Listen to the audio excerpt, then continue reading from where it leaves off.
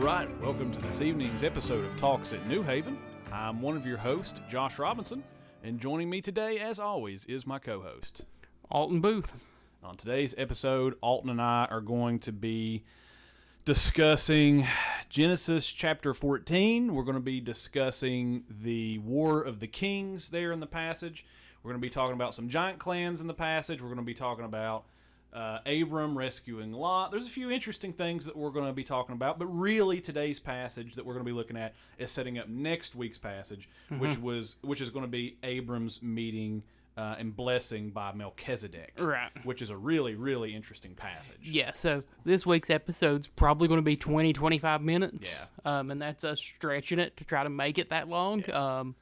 Next week's going to be a long one. Yeah, I think so. Melchizedek is a very interesting character. Yeah. It's going to be a lot of fun getting into that next week. This week, we're just going to be pretending to pronounce names correctly. That's it. And we're going to spend probably 10 of the 25 minutes we're going to be on here trying to pronounce names. This morning, I didn't tell you guys this. Derek wasn't with us this morning. He was on a trip in Wheeling. So I was in the bathroom like 5 minutes before service start. Was super nervous, listening to the Bible YouVersion app, trying to learn how to pronounce the names because I couldn't butcher them confidently. Derek looked at this passage and ran to the other side of the state so he didn't have to read it this morning. He legitimately did. So I got a good laugh out of that one this morning whenever I said that in the sermon. So I really, really appreciated it. So anyway, so we'll go ahead and dive into Genesis 14. We'll read to verse 16. Derek gives the praise hands. All right, so it says this. In the days of Amraphel, king of Shinar, Arioch, king of Elasar, Kedorlaomer, king of Elam, Tidal, king of Goyim, these kings made war with Bera, king of Sodom, Bersha, king of Gomorrah, Shinab, king of Admah, Shemeber, king of Zeboim, and the king of Bela, that is Zoar. And all these forces joined in the valley of Siddim, that is the Salt Sea. 12 years they had served Kedorlaomer, but in the 13th year they rebelled. In the 14th year, Kedorlaomer and the kings who were with him came and defeated the Rephaim in Ashtaroth Karnaim, the Zuzim in Ham, the Emim in Shavah Kirianthum, and the Horites in their hill country of Seir as far as El Paran on the border of the wilderness. Then they turned back and came to in Mishpat, that is Kadesh, and defeated all of the country of the Amalekites and also the Amorites who were dwelling in Hazazon Tamar. Then the king of Sodom, the king of Gomorrah, the king of Admah, the king of Zeboim, the king of Bela, that is Zoar, went out, and they joined battle in the valley of Siddim, and Kedorlaomer, king of Edom, Tidal, king of Goyim, Amraphel, king of Shinar, Arioch, king of Elasar, 4 kings against 5. Now the valley of Siddim was full of bitumen pits, and all these kings, and as the kings of Sodom and Gomorrah fled, some fell into them, and the rest fled into the hill country. So the enemy took all the possessions of Sodom and Gomorrah and all their provisions, and they went their way.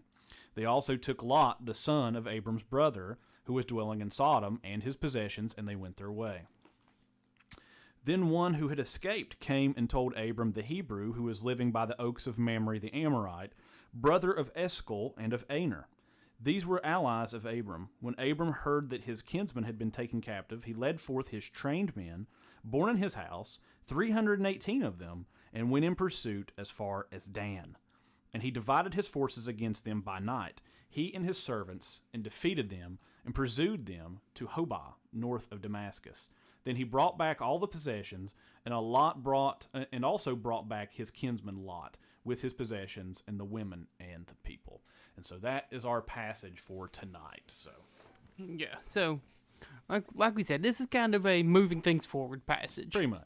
There's not a lot in this passage. It's kind of moving us from where we saw Abram and Lot separate to the next thing we're going to see, which is Melchizedek, and then getting into chapter 15, we're going to get into the covenant that God makes with Abram. Yeah, leading up to big things here. Right.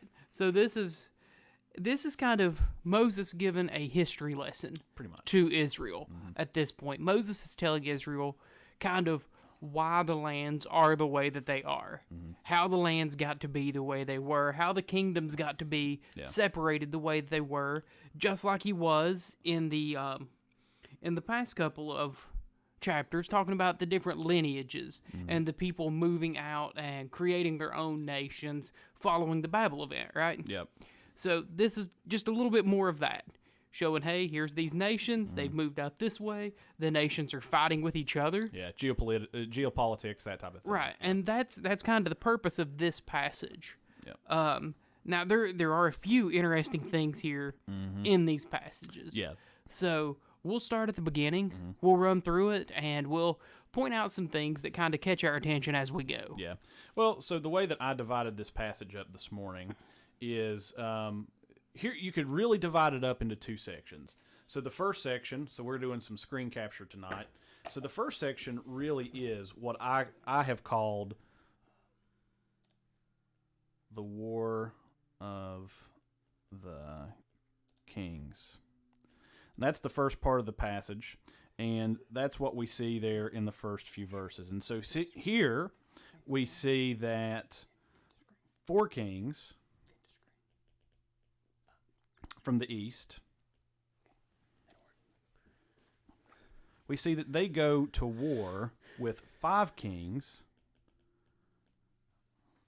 from Canaan. And in the passage, we see that what happens is that, to kind of take us back here, we see that for 13 years, the 5 kings of Canaan served, in particular, Kedorlaomer, who was one of the 4 kings from the east. Right. They served him for 13 years, right? Right, And then kind of probably as we'll see in the New Testament even, kind of like as governors, Yeah. as kings working in his place. So I think it's safe for us to say here that Kedorlaomer is the king of all of these nations. Pretty much. I don't know if kings is really the best term to use here. Yeah, they're kind of like ruling, almost as kind of like princes under him, Right, that kind of they're thing. kind of ruling in proxy. Yeah, that's I think exactly be right. probably the best way to put it. Kedorlaomer is the king of all of this area, Yeah. and he has these people working under him for 13 years, kind of ruling in his place. Basically. Yeah, and so they've most likely have a covenant agreement. This is called, this type of covenant in the ancient Near East is called a vassal. Oops, let me erase this here. It's called a vassal covenant. And so basically a vassal covenant means that you have a king and there are servants who are submitted to that king. And that's mostly that type of now there's other type of covenants too, which is a grant covenant, which is where the two parties are kind of equal and there's that kind of thing, but this is most likely a suzerain vassal treaty covenant. And we see that in the 13th year these 5 kings rebel against Kedorlaomer. Right. And then in the 14th year it says Kedorlaomer gathers his forces, and then they go into the land of Canaan. They start to go in and make war on the land of these kings. Right, but this passage is where it's going to start to get interesting. Yeah. So this verse, anyway. So we see in verse 5. Yeah. That's where we'll jump in. We're not going to read these names any more than we have to. Yeah. But in verse 5, it says, in the 14th year, Kedorlaomer and the kings who were with him, so these are the 4 kings, they came and defeated, and here's the word that'll kind of, especially people who listen to talks. Right. This word will be one of them that catches you off guard a little bit, is the word Rephaim. Yeah. Right? That's right. So we see here that Kedorlaomer and the kings who were with him, they came and they defeated the Rephaim. Yeah. The interesting thing about the Rephaim is I actually have my copy of the Lexham Bible Dictionary pulled up here in front of us. And the Rephaim is a word that's used and it's rendered as giants. Okay, so in 1 Chronicles 20:4, we see Philistine giants killed. It says, and after that there arose a war with the Philistines at Gezer. Then Sibbecai the Hushathite struck down the Sippii, and that one who was the descendants of the giants, and the Philistines were subdued. So that's 1 Chronicles 24. So the Hebrew word there for descendants of the giants in 1 Chronicles chapter 4 is Rephaim, which means giants. So whenever it says that the forces came into the land and that they defeated the Rephaim and Ashtaroth Kornaim, that is a giant clan. Right. Now, that's not the only giant clan here. There are several other giant clans who are mentioned here as well. The next one here in the passage is the Zuzim in Ham, and the Emim in Shavah Kiriantham. And then, in particular, the last one is the Amorites. Right. So the Amorites later on are going to have a 13.5-foot tall king named Og of Bashan. And so really interesting. So they come in and they basically take down these giants, which would tell you the type of forces that these kings in the east have. Like, they're not just coming in and taking down normal people. They're taking down giants. Now, you have to answer the question, how are there giants again, right? Didn't God wipe that out in the flood? Difficult question. Text doesn't necessarily say, but in Genesis chapter 6, which was a text that Travis Turner preached for us, in Genesis chapter 6, it explicitly says that let me find it here.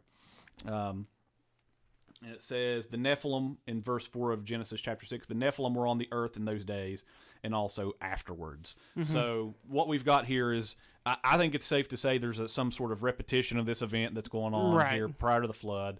We have giants in the land again, and now the forces in the east, they come in here, and those are the first people they take out when they come in land. There's also some hill people there too, like there's some people mentioned there called the Horites.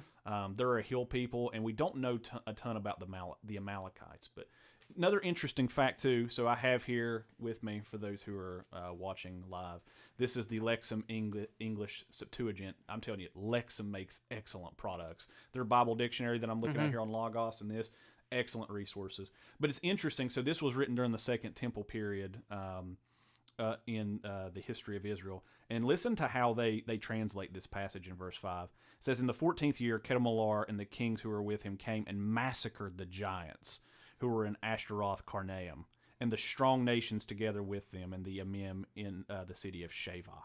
So it explicitly translates it as giants. Right. So, really, really interesting stuff there. Right. So we see there's another giant clan. We're not real clear on how there's another giant clan.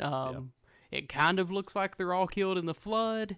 But it explicitly states that there are some afterward. That's right. So I don't know if the giants that were killed before the flood are the result of the fallen angels, the spiritual beings, having children with humans, of men again, which is kind of what it says there. And then maybe there are more spiritual beings after the flood that do the same thing. I think that's probably the most likely explanation.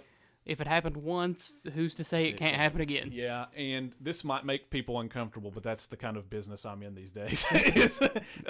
Paul in Corinthians talks about that women should wear head coverings, and the reason that he gives them is because the angels, which is an odd passage. It is really odd when you first read that. Yeah, but it makes if you hold that as a possibility that angels are capable of that, it makes a lot more sense. Now, there's a lot of applicatory things that go with that. I have to see shocked faces already. I told you that's the kind of business I'm in these days. But anyway, people like it when I talk about the giants. But anyway. So then moving on this passage. The invisible hand's face when I said that. Moving on down into verse 8, we see says that the king of Sodom, the king of Gomorrah, the king of Admah, the king of Zeboim, the king of Bela went out and they joined the battle. So at this point, we already have seen, we've seen Kedorlaomer come in and strike down all of those people that were rebelling against him. They've defeated the giants, as the Lexham says. They've massacred the giants. They've destroyed all these people. So now the kings of these other 5 have come out to join into this battle. Right? So they joined the battle in the valley of Siddim with Kedorlaomer, king of Elam. So now the valley of Siddim, it says here, was full of bitumen pits. And the kings of Sodom and Gomorrah fled. So they, obviously, Kedorlaomer and his armies that were able to go in and massacre the giants, when these humans come in to fight, aren't going to stand a whole lot of a chance. No. Right, so it's pretty quick here. Hey, they went in, they joined the battle, and then a couple words later and they fled. Yeah. So things didn't go well for them. No. So they fled. Some of them fell into these bitumen pits, which I'm not 100% sure what a bitumen pit is. Yeah. It kind of sounds like it's some kind of, almost like a tar pit. Yeah. Something like that, just from some of the study I've done. It's a sticky something. Yeah. It basically is that. So if you Google it, the very first thing that you'll pull up is it's basically asphalt. And Right. It's known as bitumen. It's sticky. It's black. It's viscous. It's if you fall into it, it's Right. like tar. It's like a tar. It's like a tar. So that's what they fell into, and the rest of them fled to the hill country. Mm-hmm. So the enemy took all the possessions of Sodom and Gomorrah and all their provisions and went their way. So why is it important to note that they took all the possessions of Sodom and Gomorrah? Well, Let's back up to chapter 13, right? Yep. So Abram and Lot separate. That's right. Lot goes out into the Jordan Valley. Yep. And it says here in verse 12 of chapter 13 that Abram settled in the land of Canaan, while Lot settled among the cities of the valley and moved his tent as far as Sodom. Yep. So So Lot. that's why it's important here that they have taken the possessions of Sodom and Gomorrah, because one of those possessions is Lot. That's right. Right? That's Abram's nephew. Yep. And so after this, in verse 13, things are going to start getting interesting again. We're going to see what a powerful figure that Abram has become. Right. He has amassed basically a militia. I mean, he's like Leonidas from 300 at this point. Only he has 18 more people. Right. So verse 12 there, it comes right out and says that those kings took Lot. Yeah. When they took Sodom and Gomorrah, they took Lot, who was the son of Abram's brother, which we've seen, that's Abram's nephew, and they took Lot's possessions, and they went their way. Yep. So now we're going to get down into verse 13, and Abram's going to find out about this. Yep. So verse 13, it says, Then one who had escaped came and told Abram the Hebrew, who was living by the oaks of Mamre, the Amorite, brother of Eshcol and of Aner. Yep. And these were allies of Abram. Yep. So one of the kings, or one of the guys who had escaped, was an ally of Abram. And he came to Abram to tell him, hey, They took Lot. your nephew Lot that lived over there among those evil people in Sodom and Gomorrah, Sodom and Gomorrah, their kings rose up against their Kings of the leader, East. Yeah. and he has been taken after the kings were forced to flee. Yeah, that's what happens whenever you pitch your tent near Sodom. Right. So, then getting down into verse 14.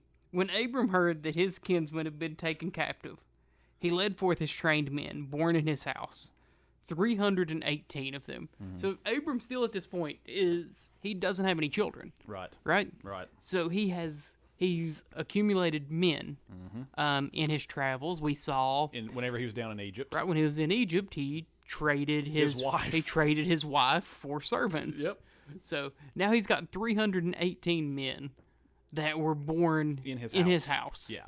He has become a very powerful figure. Right.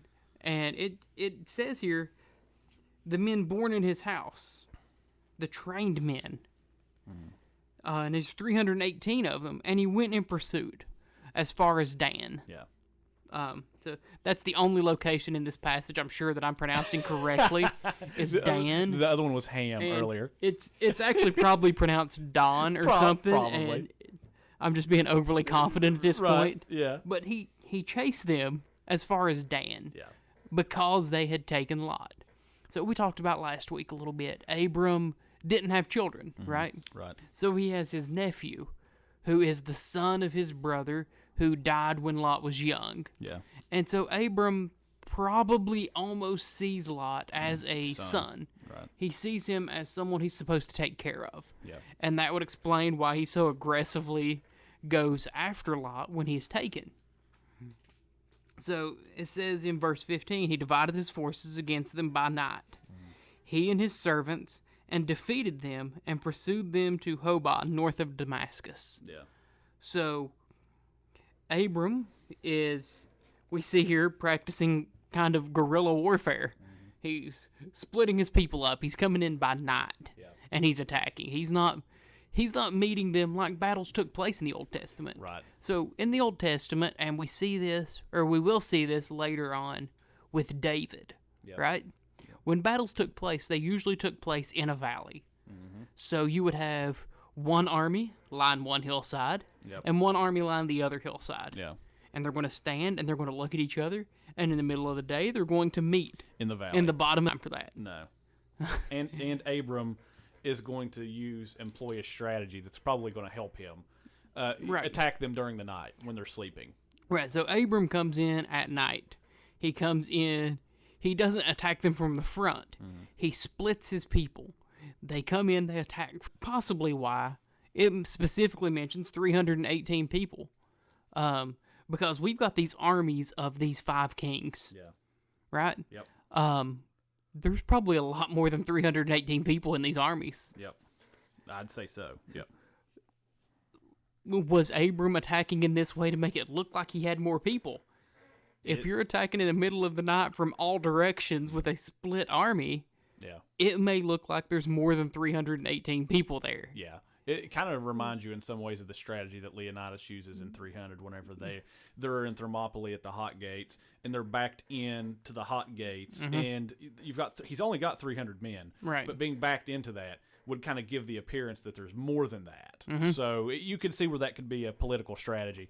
Yeah, I think that Sun Tzu in The Art of War wrote a strategy that was similar to that. Like, you want to make yourself to your enemy appear stronger than you actually are. Right. It's a way to intimidate. So. Right, and so I think that's kind of what Abram was doing here by attacking at night, by splitting up and attacking from different directions at once.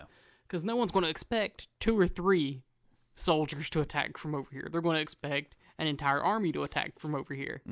But when you're being attacked from 5 different directions, it's going to feel like you're being attacked by 5 armies. Right, yeah. So I think that was kind of what Abram was doing here. Abram was apparently much smarter than the kings in that era. Apparently. And he also did not really have any room to hold to the traditions of how war was done. Yeah. I think at the end of the day, too, a part that plays into this, too, is that, God has given a promise to Abram, which is, I will bless those who bless you, I will curse those who curse you. Right. Ultimately, at the end of the day, regardless of the military strategies that he employs, it's God being faithful to his promises. Right. So, yeah. But anyway, so... So then it finishes up here in verse 16. It says, Then he brought back all the possessions, and also brought back his kinsman Lot with his possessions, and the women, and the people. Yep. Because women aren't people, right? Apparently, right. But we'll pass over that for now. Oh, so he brings back Lot. Yeah. He rescues him. He gets all of Lot's possessions, and he brings all of them back. Possessions himself, probably from things like this. So all of these kings that he's defeated, he's also bringing back their possessions. Yep. Right. Yep. So we see here what this passage does. Go out to defend his family, to rescue his family. Yep. And it also shows one of the ways that Abram has built up so much wealth for himself. Yeah. How many times over the last couple chapters have we seen Moses explicitly say Abram was very wealthy? Yeah. Abram had a lot, right? So this kind of shows one of the reasons that he was so wealthy. Now, like you mentioned this morning, this is a tough passage, especially when you were preaching it this morning. Yeah. Because it's kind of a history lesson. Pretty much. It's just moving us from one place to another, telling people, hey, this is what happened. Yep. That kind of thing. So where do we find Christ in a passage like this? I'm glad that you asked. So basically, here's the kind of way that I kind of steered ways this morning. So in some ways, even though this passage is really recording geopolitics and history for the people of Israel and that kind of thing, Christ is present in this text. And he's going to be really present in the text next week. But in this text, Abram and his rescue of Lot is a picture of what Christ does for us. So he is the seed of Abraham.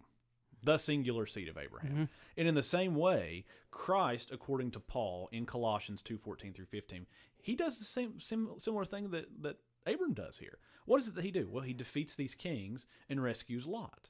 So what is it that Christ does? He defeats the rulers and the authorities or the principalities.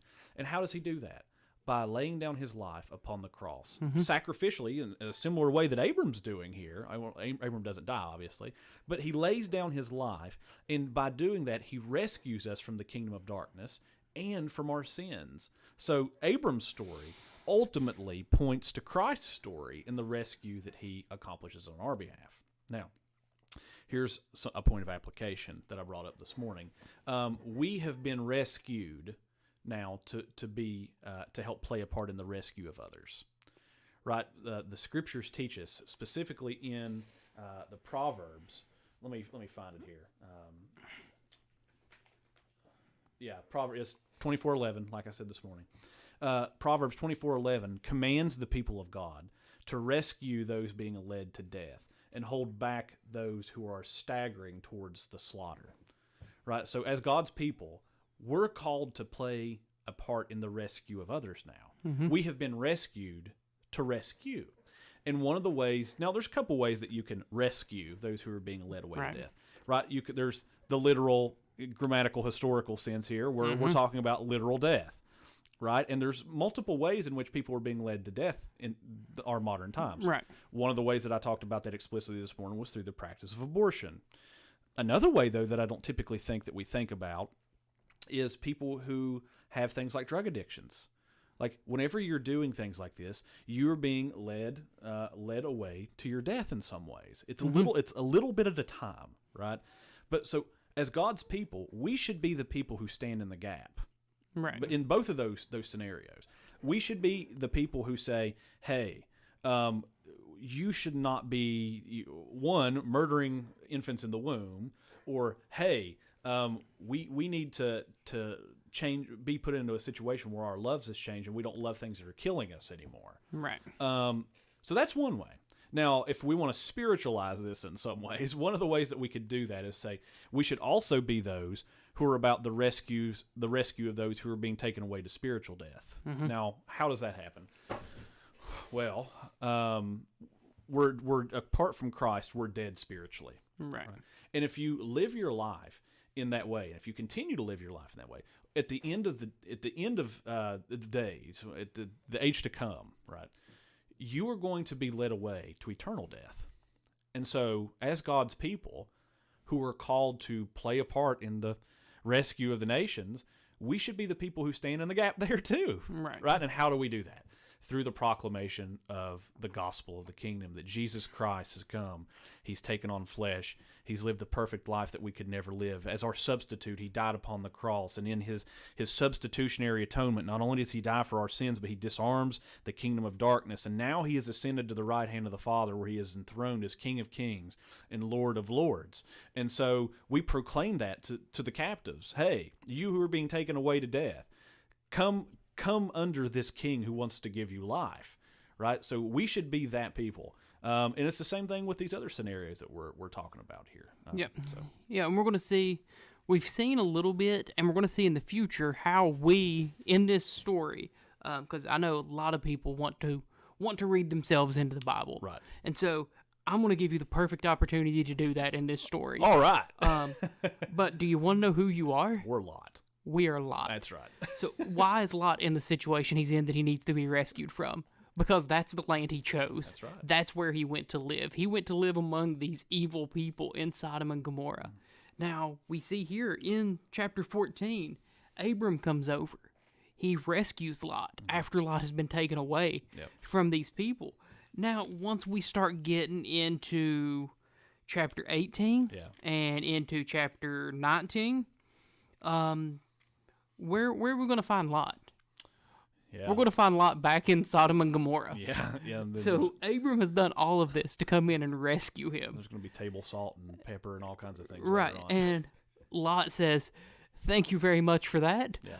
I'm going back over there." Yeah, and why do we do that? Like, why is it that we choose these things? Why is it that we choose to go and live among the Sodomites? Why is it that we go and choose to abort the babies in our wombs? Why is it that we choose to down the bottle or to put the needle in our arm? It's because our loves are disordered. Right. Right. We love the things that we shouldn't love. Going back to Genesis 13, Lot lifted up his eyes and saw that the Jordan Valley was well watered everywhere, like the garden of the Lord. Right. He sees that, and his heart loves that. He wants that. But also, he doesn't realize that on the other side of this garden, this garden, right, is the people of Sodom and Gomorrah. Yep. He sees this cheap imitation of Eden. Yeah. And he yearns for it so much that when he goes to this cheap imitation of Eden, this cheap imitation of peace and hope and joy, and he sees that it nearly kills him, and he's rescued from it, he still looks at that cheap imitation and says, go back to it. well, maybe this time I'll find real peace, hope, and joy in this imitation of perfection. And that's what we do with these things too, right? Like, think about it. The part that we don't think about with people who use things like alcohol or drugs, we look at these people like they're something less for them. But what these people are really looking for is escape, transcendence. They're looking to get away from their problems, and that's a good thing. Like, we all want that, right? But that's just one way of doing it. And it's the same thing with people who procure an abortion, right? Like, what is it that it's most of the time it's not because they're wanting to murder the child. It's because they're trying to escape the circumstances or the pain of the rape that caused it, or not just that, but they're trying to, put themselves. And I'm not saying that those are good things. They're not. That's not a good reason to murder the child anymore. But what we need to do is we need to stand in the gap. And one of the ways that we help rescue these people is we say, hey, there are greater things out there for you to love than these things. Like, you're looking for transcendence, but you're looking for it in all the wrong places. You're looking for peace, but you're looking for it in all the wrong places. You need to come under this King of Kings and this Lord of Lords who can reshape your loves and give you something worth loving. C.S. Lewis, I quote this all the time, I feel like. He talks about that we're fickle creatures, we're half-hearted. He says that what we do is, most of us, we are pleased with playing we are happy with making mud pies in the slums because we simply can't imagine God giving us a holiday at sea, right? So that's why we do the things that we do. Like, that's the reason why we turn to the bottle. That's the reason why we turn to the abortion. That's the reason why we turn to the needle, right, or the joint, or whatever it may be. We turn to those things because we can't imagine the opposite.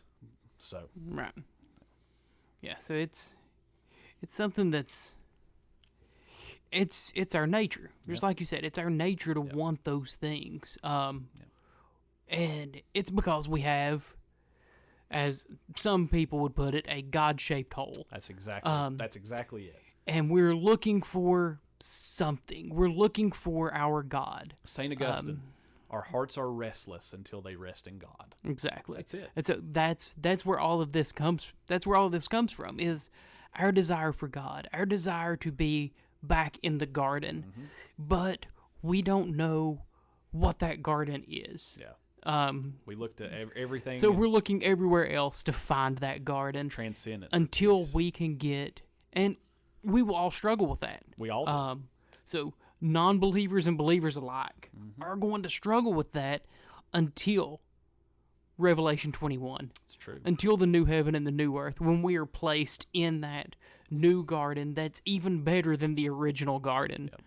Until that day, we're all going to struggle with it. So I think, as a people, as a Christian people, as a church, what we need to be doing is not only telling people, hey, what you're doing is bad.